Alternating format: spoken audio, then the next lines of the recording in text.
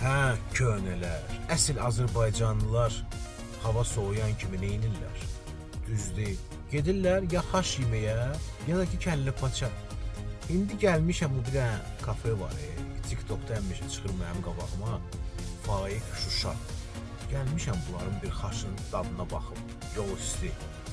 İndi onun dadına baxacağam və deyəcəm sizə, hansı xaş kəllə yaxşıdır? Faiq Şuşa, yoxsa ki kəndimiz Talih. Kələm süper kələmdir.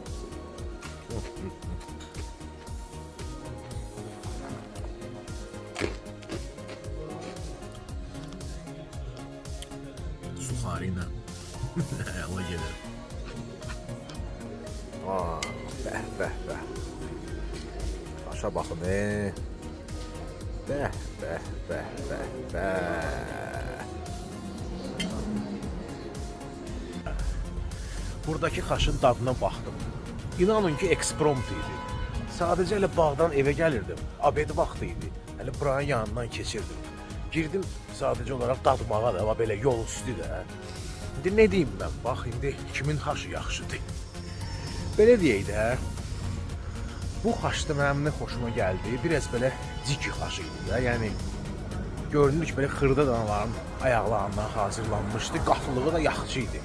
Yəni yiyirsən də belə ağırlıq zad vermədi.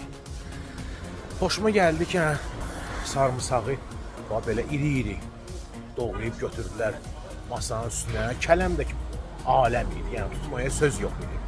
Biraz servis zəifdir, gec yaxınlaşırlar. Əvvəlcən kəllə sifariş elədim. Əvvəlcən dedilər var, sonra dedilər yoxdur. Sonra dedilər xaş verək əvəzinə. Sonra porsları da biraz balacadır. Bu gördüyünüzə elə bir ki xaşa, suxariyə, bir də o kələm tutmasına 12 manat verdi. Əbildə servis bundan yaxşıdır.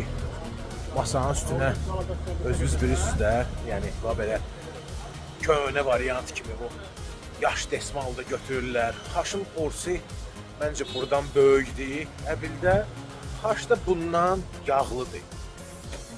Amma qiyməti məncə əbildə biraz baxanda bahadır.